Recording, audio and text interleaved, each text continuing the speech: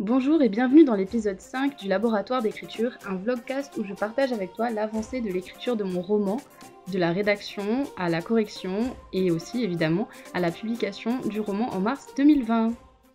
Après avoir enfin terminé la planification des chapitres, je me suis lancée dans la rédaction à part entière des chapitres et franchement, ça a été la galère, j'ai l'impression de ne plus savoir du tout comment écrire. J'ai le retour du syndrome de l'imposteur qui est arrivé évidemment. Et donc, j'ai procrastiné, je me suis dit, tiens, je vais faire la miniature de ma vidéo YouTube pour mercredi, tiens, je vais faire un peu de montage de ci, tiens, je vais faire ça. Bref, j'ai repoussé le moment de me mettre à l'écriture, jusqu'à ce que je me dise, non, ça va pas du tout, faut que tu te mettes à écrire. Si ton objectif c'est de publier, auto-éditer ton roman en mars 2020, et si tu veux pas toucher ce fameux serpent, il va falloir que tu commences à écrire, ma petite.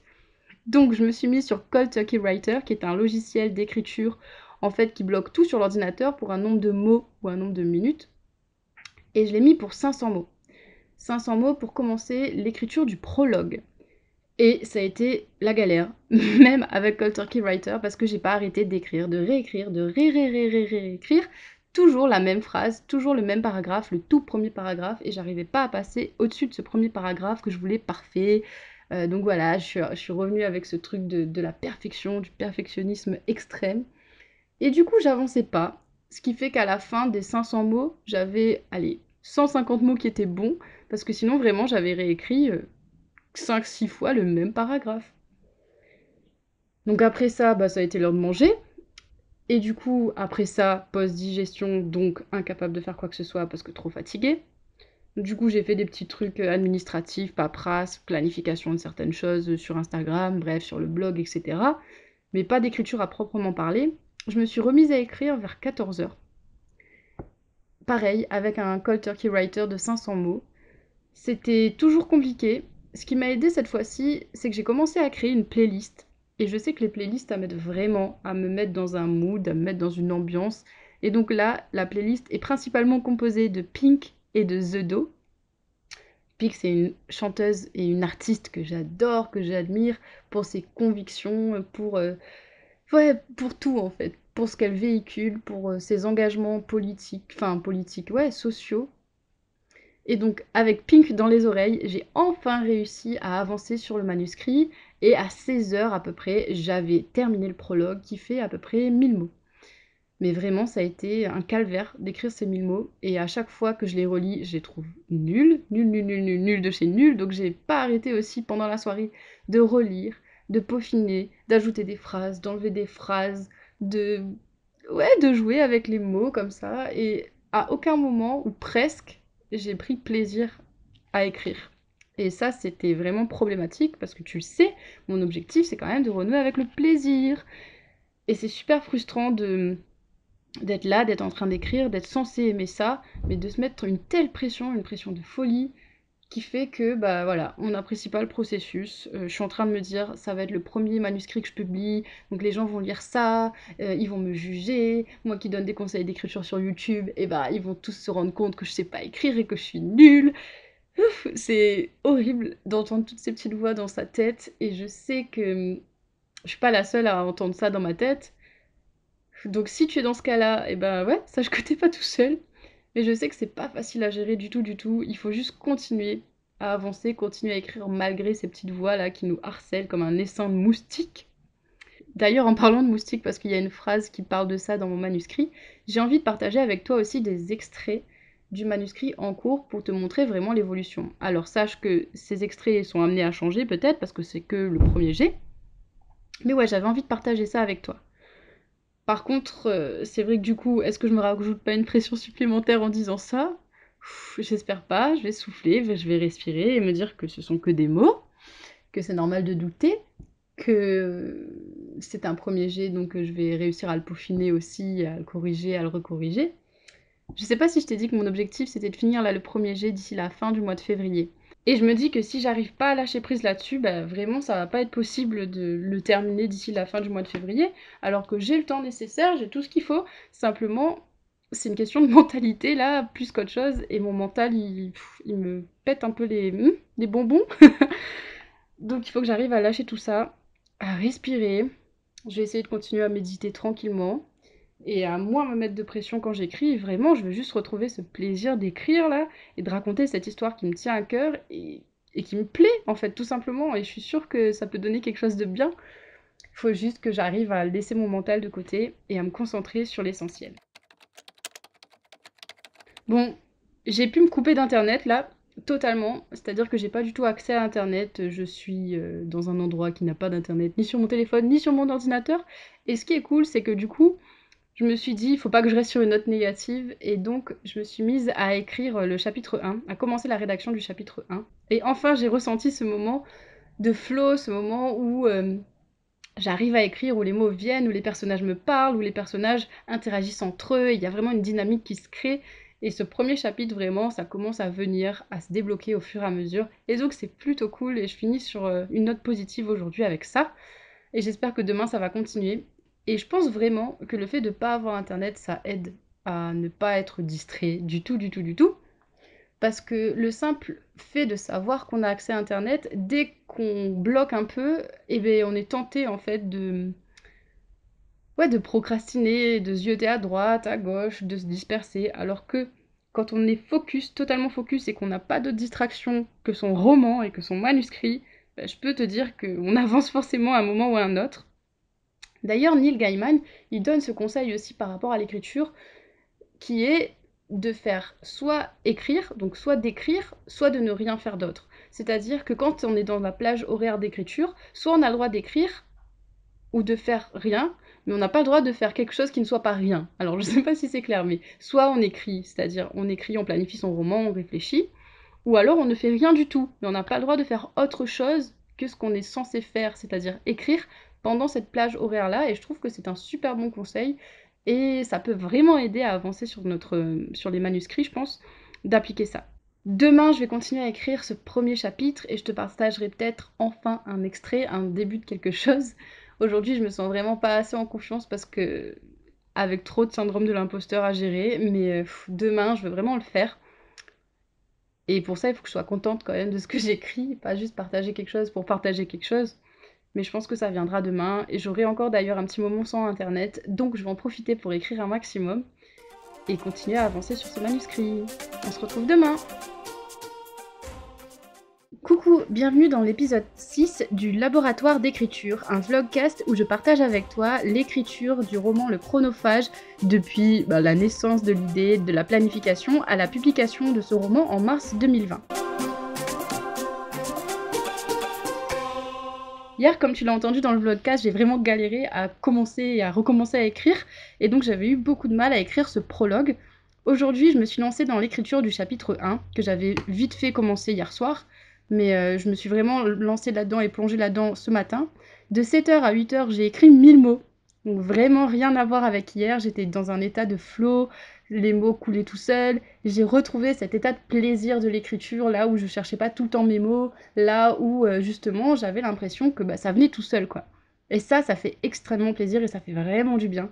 Et j'espère que ça va continuer comme ça pour longtemps. J'avais toujours pas internet et je pense que c'est ça aussi qui m'a beaucoup aidée à me concentrer parce que c'est sûr que quand on a internet, on a tendance à procrastiner dès qu'on n'arrive pas à écrire le moindre mot.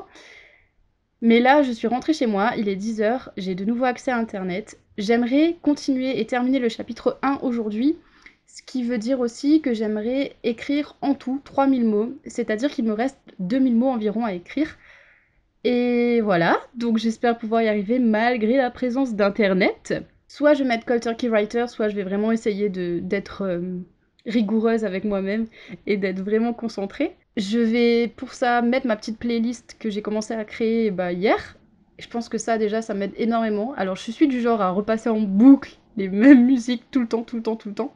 Je sais que là j'écoute pas mal de Pink, notamment le nouvel album que j'aime énormément. Bref, j'aime Pink, je suis une grande fan de Pink. Si tu l'as pas compris, tu le comprendras bientôt que j'adore Pink. En écoutant ça, et donc là je vais me remettre à l'écriture. Je te tiens au courant de comment ça se passe. À tout à l'heure. Il est 11h30 et je vais faire une pause là. J'ai écrit à peu près 600 mots depuis 10h, donc c'est moins que tout à l'heure. Mais ça avance doucement mais sûrement. Je suis en train de rédiger la confrontation entre Cornelia et sa mère, un conflit entre les deux. à propos d'un voyage scolaire en France, puisque l'histoire se passe en Angleterre. Pendant l'écriture, j'étais en train de regarder certains livres sur Amazon et je suis en train de comparer. Et je sais que c'est pas bien du tout de faire ça, de regarder les livres des autres, de regarder un petit peu les pages, comment c'est écrit, et de comparer, de me dire, bon, est-ce que mon roman est à niveau ou pas? Est-ce qu'il vaut la peine? Est-ce que les gens vont aimer ça? Bref, c'est pas bon signe de faire ça, et c'est pas bien de faire ça. Je vais essayer d'arrêter. Je vais manger, et on se retrouve tout à l'heure.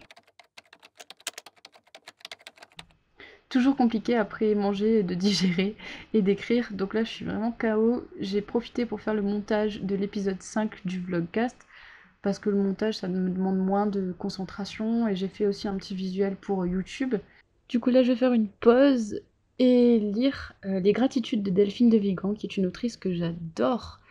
Le dernier livre que j'ai lu d'elle, c'est Les Loyautés. Je crois que c'est le dernier qui est sorti avant Les Gratitudes d'ailleurs, que j'avais aimé, beaucoup moins que D'après une histoire vraie que j'avais carrément adoré. Mais j'ai hâte quand même de redécouvrir la plume de Delphine de Vigan. En plus, la couverture est trop belle, noire avec un coquelicot rouge dessus. Donc c'est magnifique.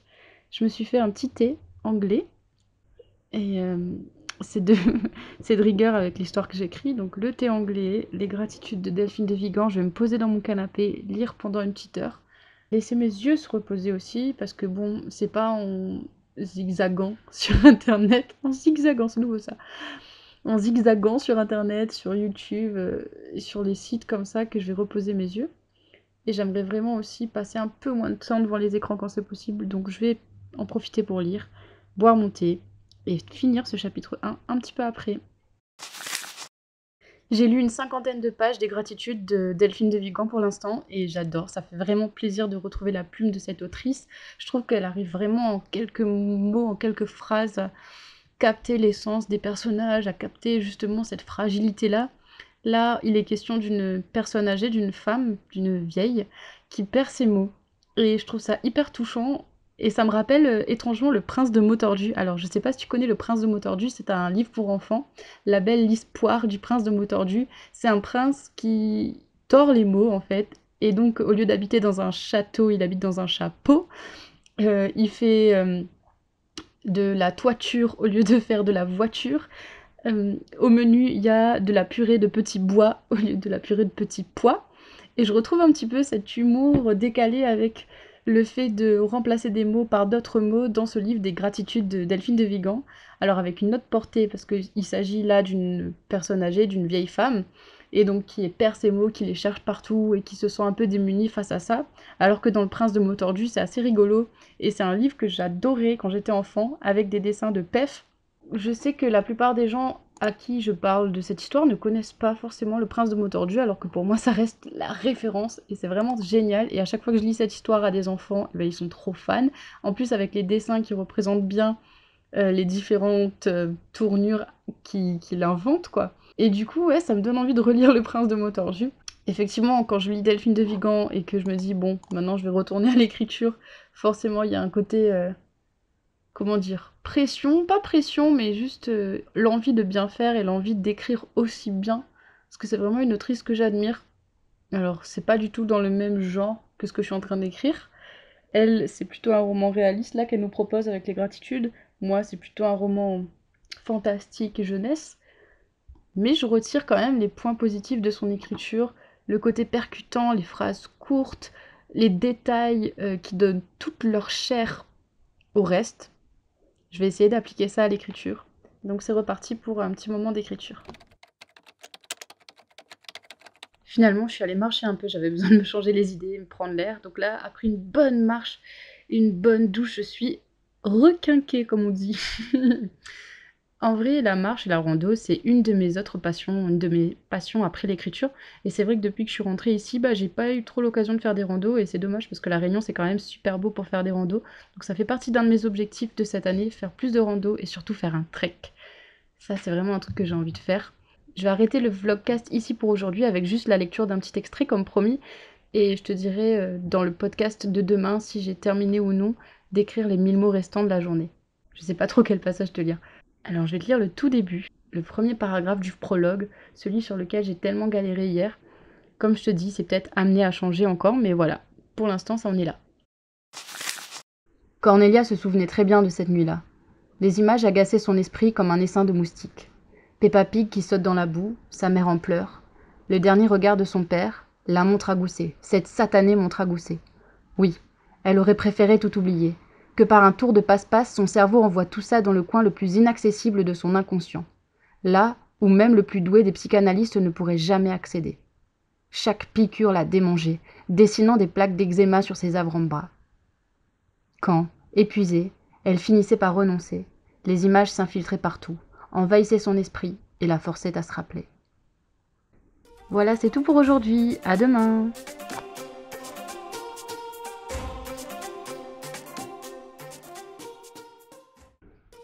Bonjour et bienvenue dans l'épisode 8 du Laboratoire d'écriture, un vlogcast où je partage avec toi la rédaction et l'avancée de mon roman Le Chronophage jusqu'à sa publication en mars 2020.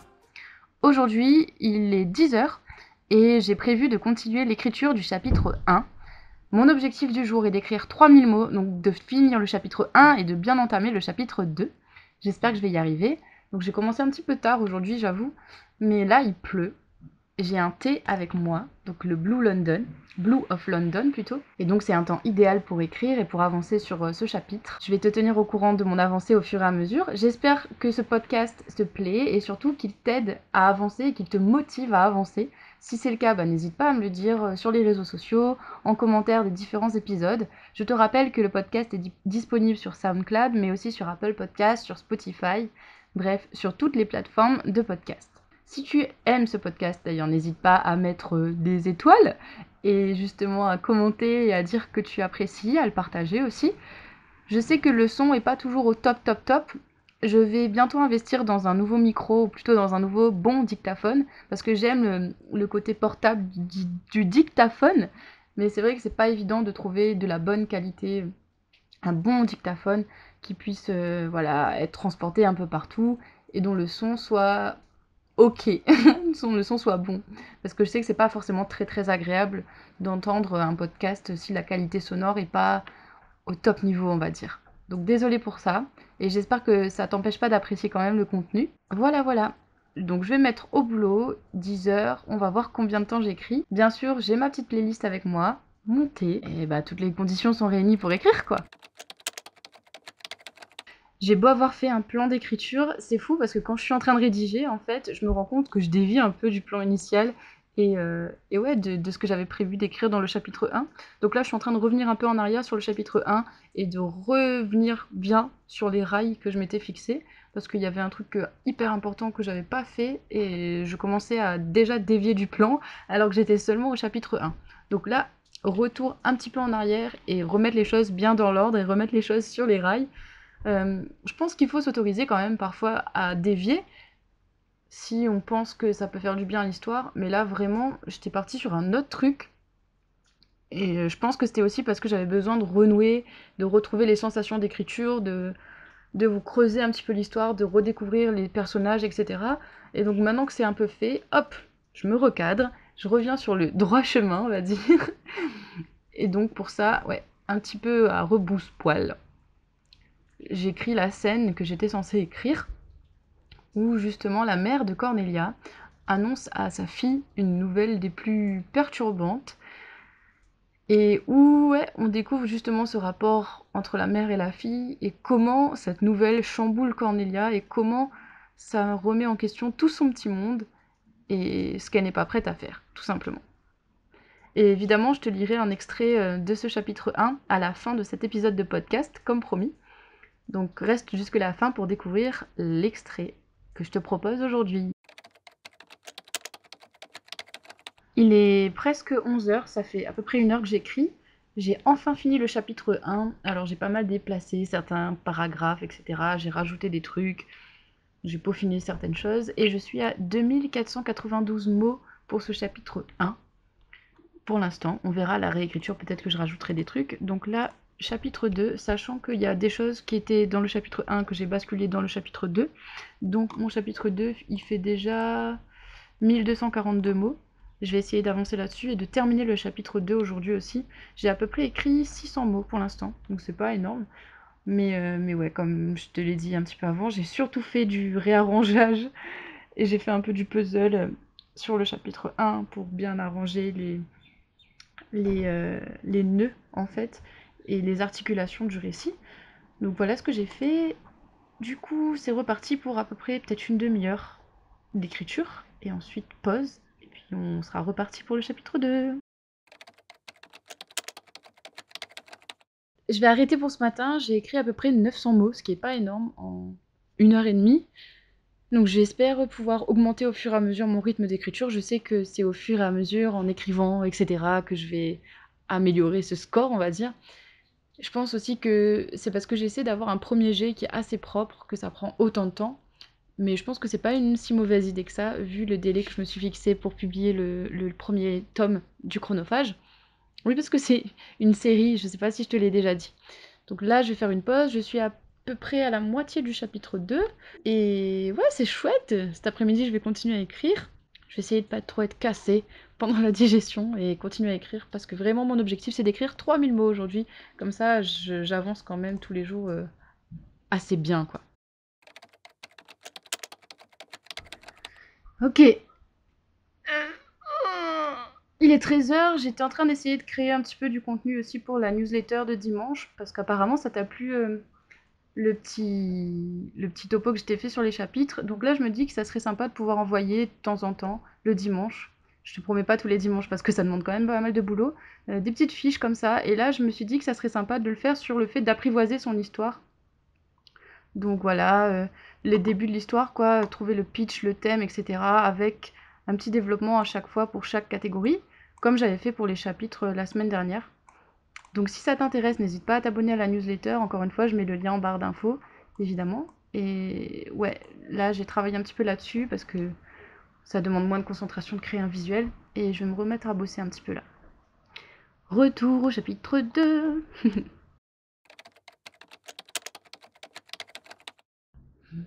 Il est 14h30. J'en suis à 1600 mots sur 3000.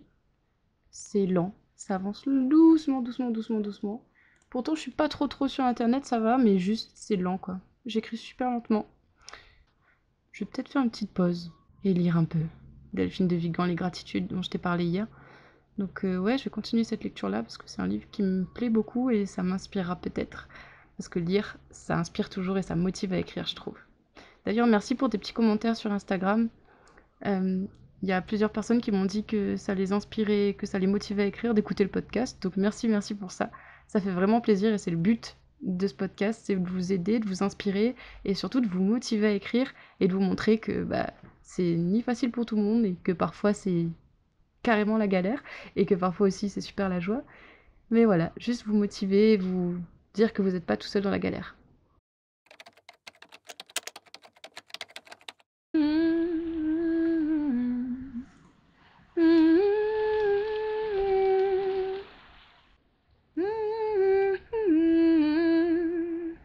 Le but du jeu, c'est de deviner quelle chanson je marmonne.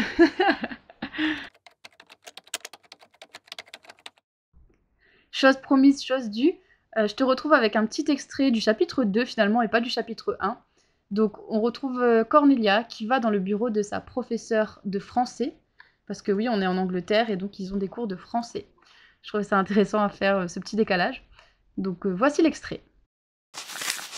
Cornelia passa une main dans ses cheveux courts avant de cogner sous l'écriteau Miss Marble, French teacher. Entrez. Tous les habitants de la France semblaient s'être donné le mot pour envoyer une carte postale à Miss Marble. Sur les murs derrière son bureau, la lavande de Provence côtoyait la tour Eiffel parisienne, le mont Saint-Michel, les plages de la Côte d'Azur et les vignes bordelaises dans une mosaïque surréaliste. Miss Marble leva sa tête flamboyante vers Cornelia. « Bonjour, Miss Allan. Bien réveillée? Un croissant ?» La professeure lui tendit un panier en osier où dormaient des viennoiseries délicieusement dorées. « Non, merci, j'ai déjà pris mon petit déjeuner. »« Assieds-toi. » Cornelia s'installa sur la chaise face à l'enseignante, tandis que celle-ci croquait dans un croissant. Une pluie de miettes se répandit sur le cahier ouvert devant elle.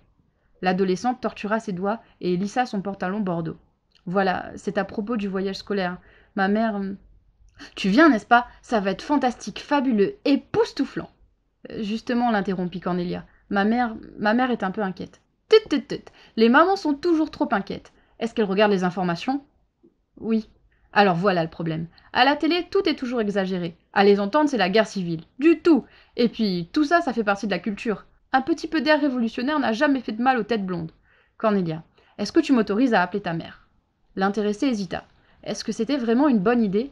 L'image de sa mère en tailleur, tenant sa mallette, se superposa à celle de Miss Marble, en robe fleurie, verte, des cheveux rouges, les paupières lourdement maquillées, la bouche rose. Non, ce n'était sûrement pas une bonne idée. Voilà pour l'extrait, j'espère que ce petit vlogcast t'aura motivé à écrire, t'aura inspiré peut-être et t'aura donné peut-être envie aussi de lire ce roman que je suis en train d'écrire. On se retrouve demain pour ta dose quotidienne de motivation. Et voilà, en attendant, écris bien et prends soin de toi. Bonjour et bienvenue dans l'épisode 8 du Laboratoire d'écriture, un vlogcast destiné aux auteurs, aux autrices, aux curieux, aux curieuses, bref, à tous ceux qui s'intéressent de près ou de loin à l'écriture, et dans lequel je partage avec toi l'avancée de la rédaction de mon roman Le Chronophage jusqu'à sa publication en mars 2020, pour te montrer un petit peu tout le processus de création d'un livre et t'emmener un peu dans les coulisses d'écriture. Hier, je t'ai laissé et j'avais à peu près encore 1000 mots à écrire. J'ai pas réussi à écrire 3000 mots. J'en ai écrit 2600, donc j'ai fail. J'ai échoué à mon objectif à peu près de 400 mots. Tant pis, hein, j'étais vraiment trop fatiguée. Il était 19h30, j'avais juste plus en la foi, plus la motivation d'écrire. Et j'étais vraiment trop fatiguée pour pouvoir me concentrer. J'avais mal aux yeux, enfin bref, c'était la totale quoi. Ce matin, j'ai pas du tout écrit. Je suis allée à la médiathèque du Sud Sauvage. C'est la médiathèque qui est à Saint-Joseph, la ville voisine de la mienne. Et elle a été élue d'ailleurs la bibliothèque, la médiathèque la plus chouette d'Europe, je crois, l'année dernière. Donc c'est vraiment une super médiathèque qui a ouvert il n'y a pas si longtemps que ça, 2 ans maximum, et qui est vraiment très bien, dans laquelle j'ai eu l'occasion notamment d'animer des ateliers d'écriture. Donc ça, c'était vraiment chouette. Et ça faisait hyper longtemps que je n'étais pas allée à la médiathèque parce que justement, avec le boulot et le permis l'année dernière, bref, je prenais pas le temps d'y aller, enfin j'avais pas le temps d'y aller concrètement. Et donc là, j'ai renouvelé justement ma carte pour emprunter des bouquins. Et j'ai lu un livre là-bas qui s'appelle Avec bonheur, le lait. C'est un livre jeunesse écrit par Neil Gaiman. Neil Gaiman, c'est un auteur que j'aime énormément, un auteur jeunesse, mais pas seulement, que j'aime énormément, qui a notamment écrit Coraline, qui a été adapté ensuite en animé, enfin pas en animé, mais en film d'animation, qui est vraiment trop bien. J'ai réemprunté Neverwhere de Neil Gaiman aussi, que j'avais déjà lu. Mais en fait, Neil Gaiman, c'est vraiment une de mes sources d'inspiration et j'avais envie d'avoir son livre à portée de main pour pouvoir le feuilleter de temps en temps, pendant que j'écris, si je suis démotivée, etc. Et donc je l'ai emprunté. Pour revenir sur Au bonheur, avec bonheur, le lait, qui est vraiment un livre jeunesse que j'ai lu en une demi-heure vite fait là-bas pendant que j'étais à la médiathèque. C'est un petit roman jeunesse super sympathique qui raconte les aventures folles d'un papa qui allait chercher du lait dans une petite épicerie à côté de chez lui parce qu'il y avait plus de lait à la maison pour le petit déjeuner des enfants. Et quand il revient, il leur raconte l'histoire folle qui lui est arrivée pendant qu'il est allé chercher le lait. Il s'est fait enlever par les extraterrestres. Bref, il a rencontré des pirates. Il a réveillé un volcan. Et c'était super exaltant en fait de lire ça et super jouissif. Et ça m'a rappelé justement tout ce plaisir-là d'écriture. Et je me suis dit, mais il a dû tellement kiffer écrire ça. Il a dû tellement prendre son pied à écrire ça, et c'est exactement là où je veux en venir quand je parle de renouer avec le plaisir. C'est être capable, en fait, de produire quelque chose d'exalté, et produire quelque chose d'exalté, c'est forcément, ça passe par une forme d'exaltation intérieure aussi, je pense, et un plaisir certain à raconter des histoires, parce que c'est vraiment un plaisir de raconter des histoires, et c'est aussi un plaisir de lire des histoires, que ça soit pour soi ou pour les autres. Moi, j'adore ça, lire des histoires. Quand j'ai l'occasion, si je peux lire des histoires aux enfants, je le fais. Dès que je peux lire des histoires, je le fais à voix haute.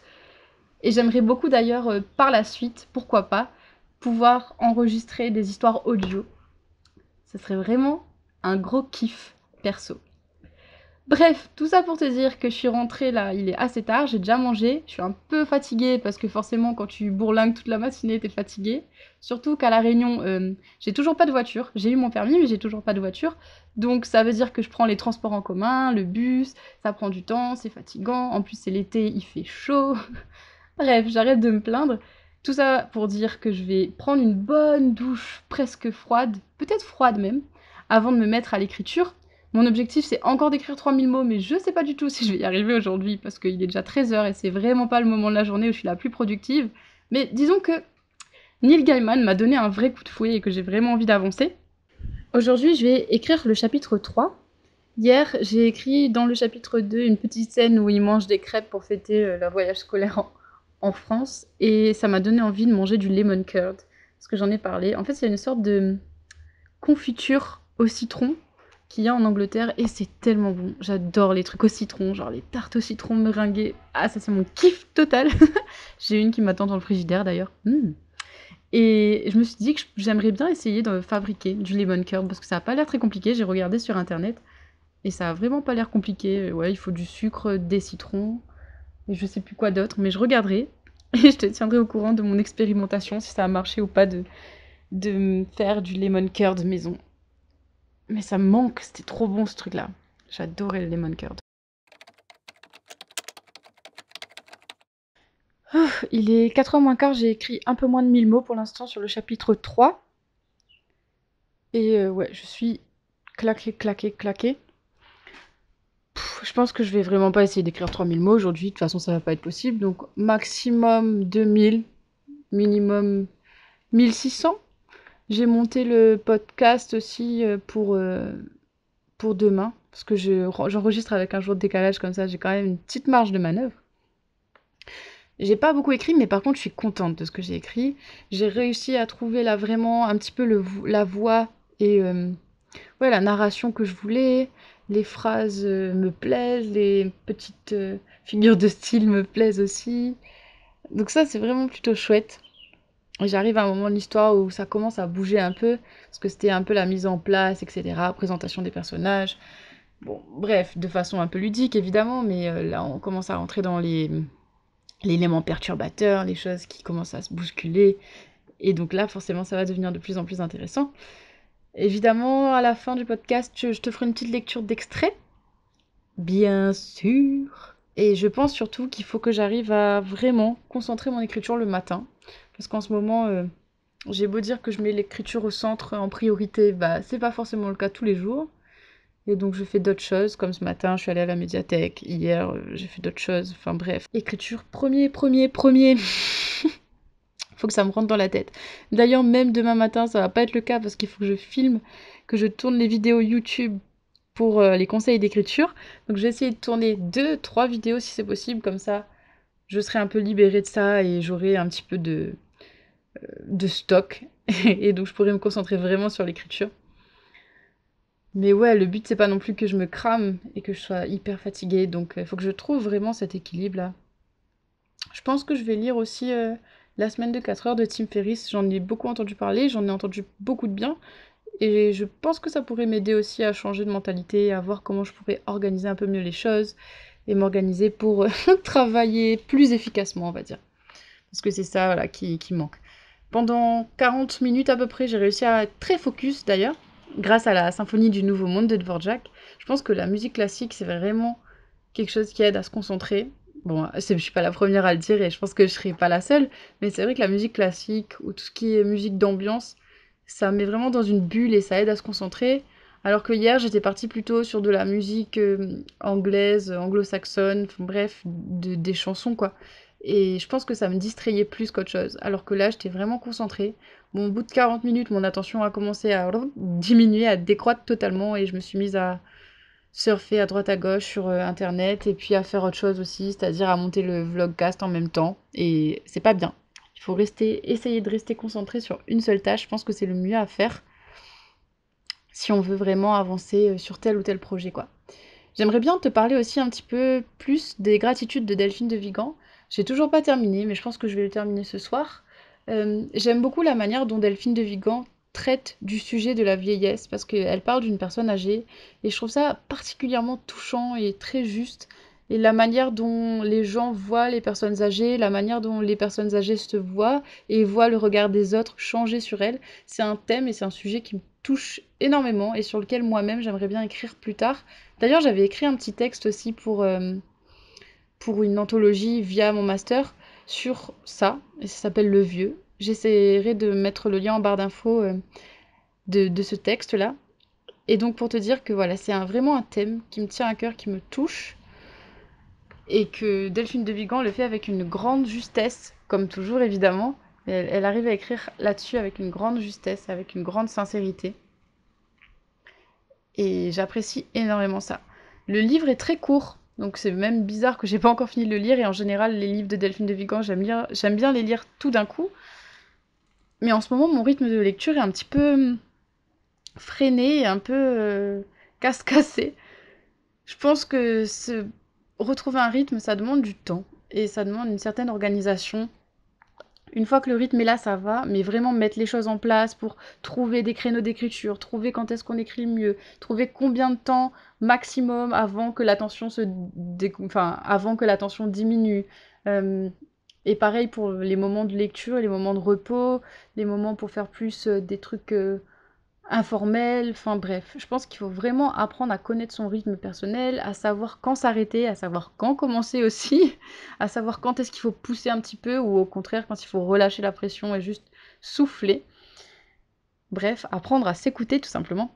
En parlant de ça, ça fait un petit moment que j'ai pas fait de méditation, donc il faudrait peut-être que je m'y remette et que j'écoute un épisode de Cédric Michel et ses bulles de sérénité. Peut-être que ça m'aiderait à me recentrer justement et être bien plus focus et bien plus concentré. Parce que la méditation, c'est à ça que ça sert.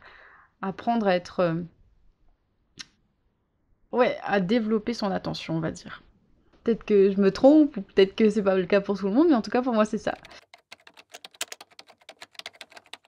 Il est 17h30 et finalement j'en suis à 1800 mots pour aujourd'hui, donc presque 2000. Je vais arrêter le vlogcast ici, juste après avoir lu un extrait, évidemment, du chapitre 3. Et après avoir monté le vlogcast, je continuerai peut-être à écrire un petit peu pour atteindre les 2000 mots, voire plus si je suis trop motivée. Donc chapitre 3.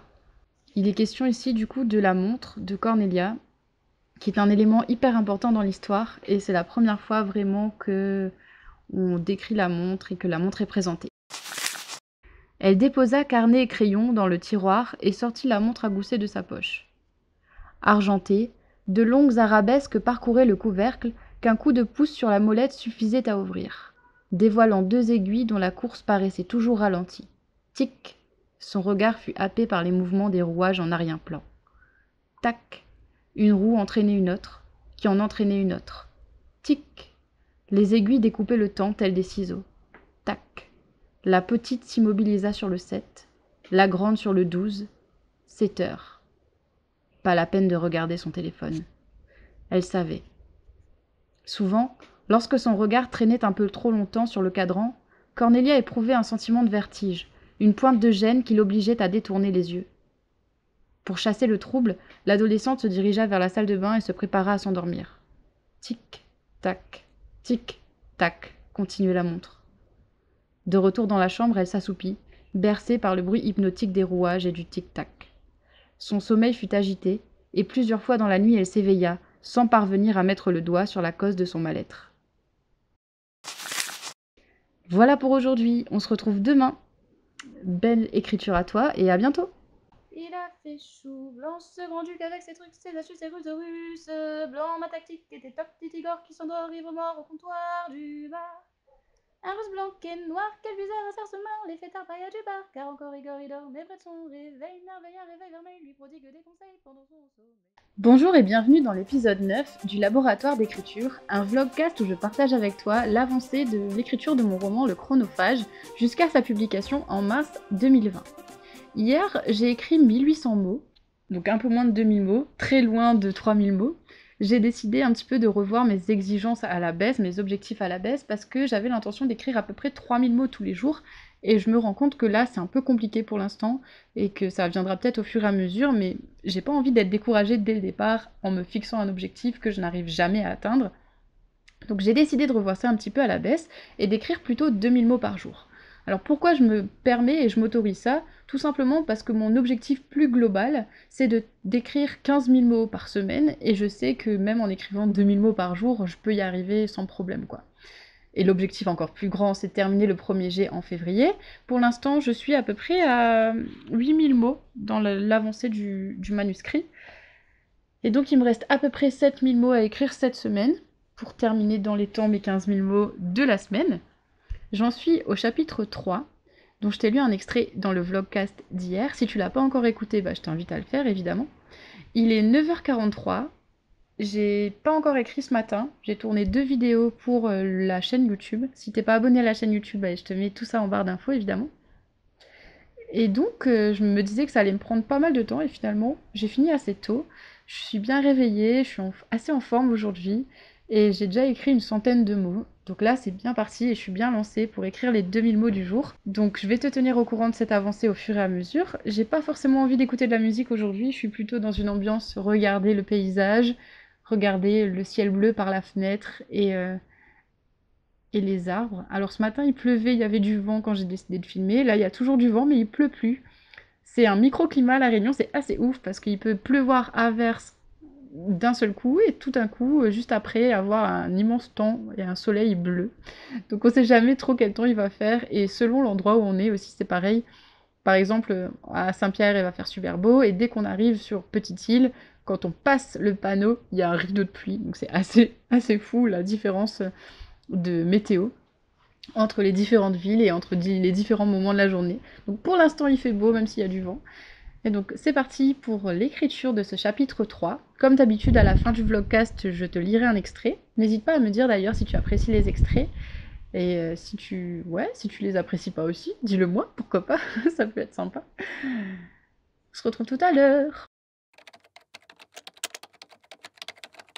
Je te retrouve pile 1 heure après et pile 1000 mots après aussi. Donc ça veut dire que mon rythme et mon processus d'écriture fait que j'écris à peu près 1000 mots en 1 heure, ce qui est pas si mal finalement. Et donc si je veux écrire 2000 mots par jour, 2 heures. Si je veux écrire 3000 mots par jour, 3 heures doivent être disponibles dans mon emploi du temps. Donc ça c'est plutôt chouette. J'ai écrit un passage que j'ai adoré écrire. Franchement, je sens que là, je suis hyper heureuse et hyper contente de ce que j'écris. C'est le meilleur ami de Cornelia qui s'appelle Jérémy, qui visite pour la première fois l'horlogerie au Connor. Et ça va être un des lieux principaux de l'histoire et de l'intrigue. Et donc c'est une vieille horlogerie avec plein de réveils partout, plein d'horloges qui sont tout le temps en train, avec ce son permanent de tic-tac, hyper dérangeant, un peu glauque mais en même temps surréaliste. Bref, j'ai trop adoré écrire cette scène de rencontre entre Jérémy et l'horloger. C'était vraiment chouette. Il est presque 11h, donc là je vais faire une petite pause pour préparer à manger, etc. Et ensuite je vais réécrire pendant 1 heure et j'aurai atteint mes 2000 mots par jour, mon quota journalier, et ça c'est chouette parce que je vais vraiment finir sur une note positive aujourd'hui, contrairement aux 2 jours précédents où je m'étais mise la barre un peu trop haute et où justement j'étais un peu déçue de ne pas arriver à écrire 3000 mots. On se retrouve tout à l'heure. Et j'espère en tout cas que toi aussi tu avances bien sur tes projets, que tu arrives à trouver la motivation pour écrire et que ce que tu écris te plaît. Et si c'est pas le cas, t'inquiète pas, ça peut être le cas parfois et il faut continuer à écrire et s'entraîner. Et on finit par s'améliorer au fur et à mesure. C'est super chouette parce que je retrouve enfin cette pulsion d'écrire, tu sais, ce moment où tu as pas envie de t'arrêter. Là, j'ai fait une pause de 2 minutes chrono, mais là, j'ai tellement d'idées et j'ai tellement les phrases qui tournent en boucle dans ma tête et je sais ce que je vais écrire et comment je vais l'écrire. Donc là, ouais, je suis à fond et ça fait vraiment plaisir de retrouver, se reconnecter à cet état de flow, comme on l'appelle.